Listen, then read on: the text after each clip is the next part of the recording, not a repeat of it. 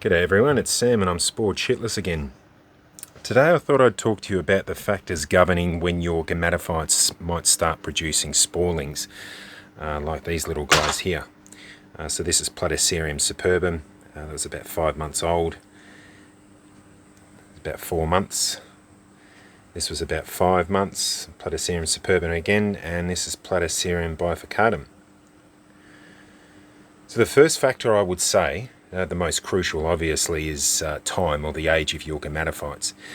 So with Platycerium superbum, they're not going to produce their sexual organs till about 2 or 3, probably 3 months. I haven't really got superbum to grow quicker than 3 months. So that's when they'll produce the anthridia and the archegonia, which are the male and female parts, and then they do their mummy and daddy business and little sporophytes come up. But the other determining factors are heat. So I'm quite lucky here down in the dungeon.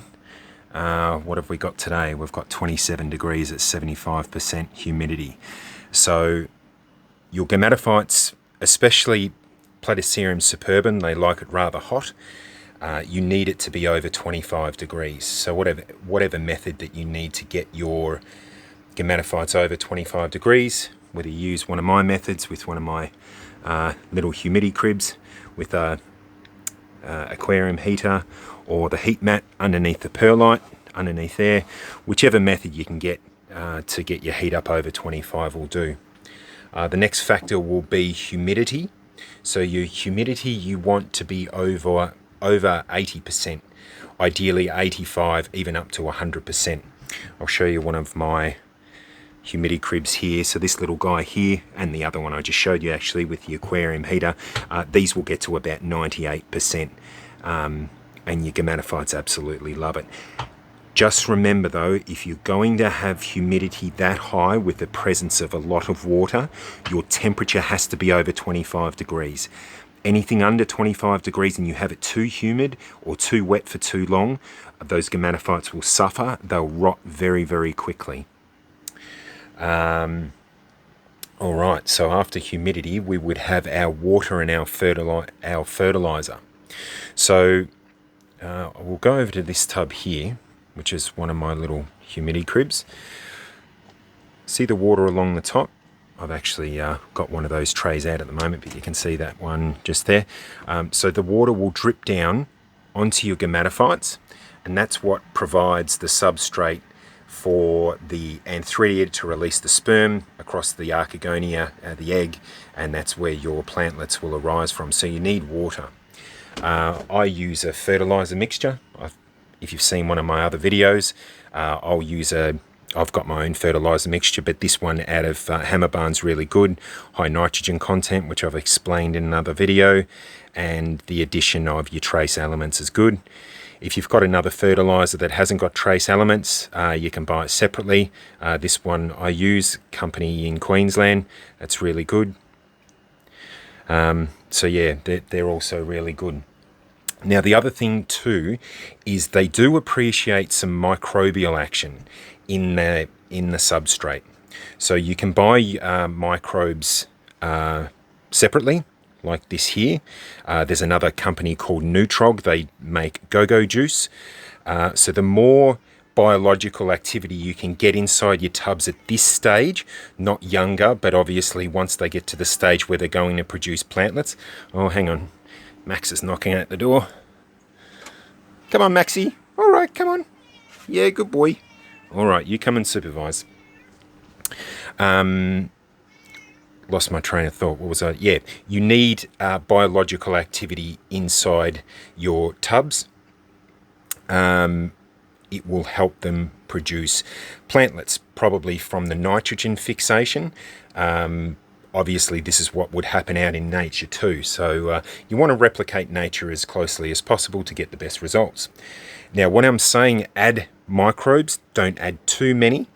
Just follow the directions on the bottle.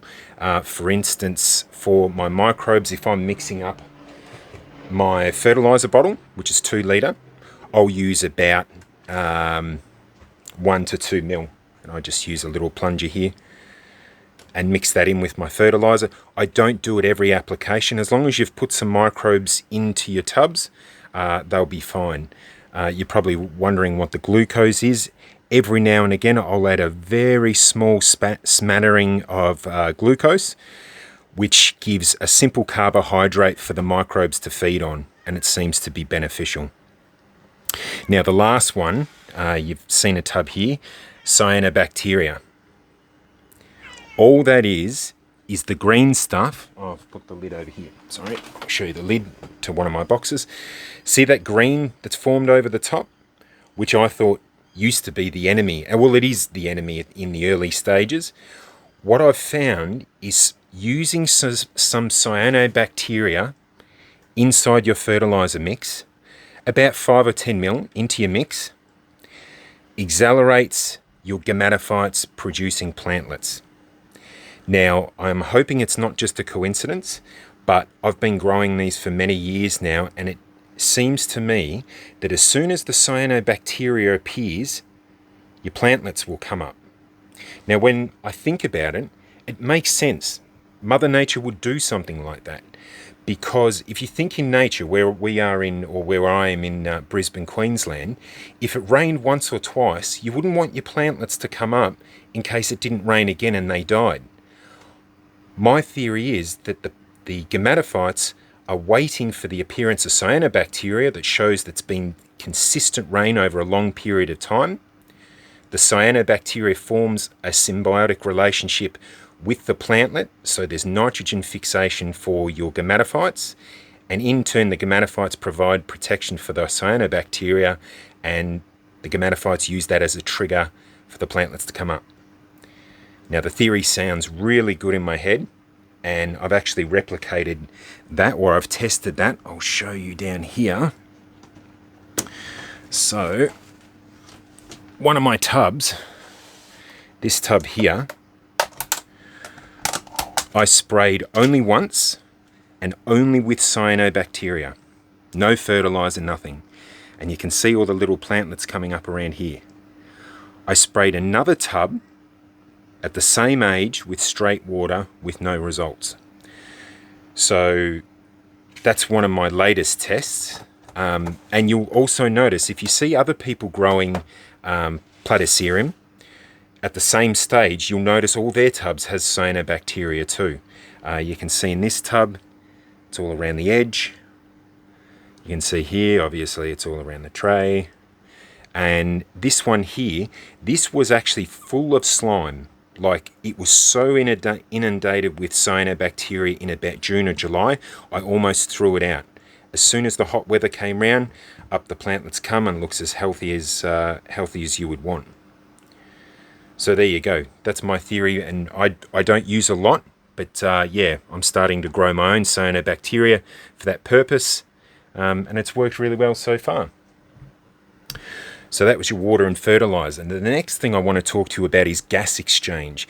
You need a constant air supply, and that's why all of my little tubs, I have the drilled holes with a filter over the top, so it's at the gametophyte stage.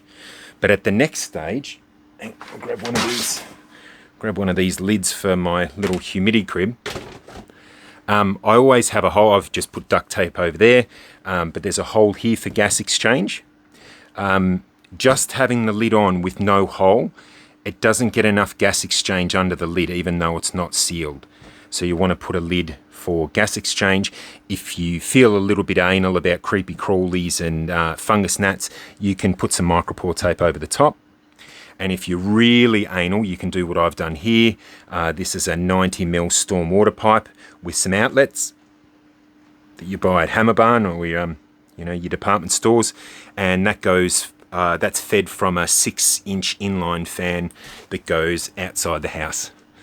And that just feeds into this space, only because I'm stuck underneath a house here, and there's very little airflow. So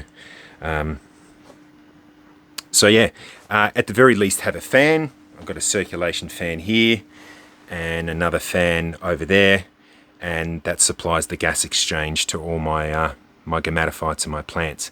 So yeah, gas exchange, really important. And the last one would be light. As far as producing plantlets, You need whatever light that you use. I've got a few different things here because I'm just like buggerizing around. So this is like a blurple light, cheap one off eBay, and a more professional one on top of that. This one here, the light that I'm pointing at there, didn't really have much of a red spectrum, so I've added some red to it. Your blue to red ratio for producing plantlets and gametophytes, but probably across the board, needs to be 3 to 1. So 3 more times red than there is blue seems to be the ratio that works really, really well. I'll do another video about lighting. So yeah, hopefully you've got some pointers now that can take your gametophytes through to producing plantlets.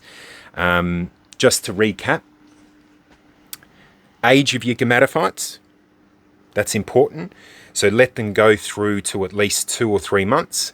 Heat, 25 degrees plus. Humidity, 80 plus.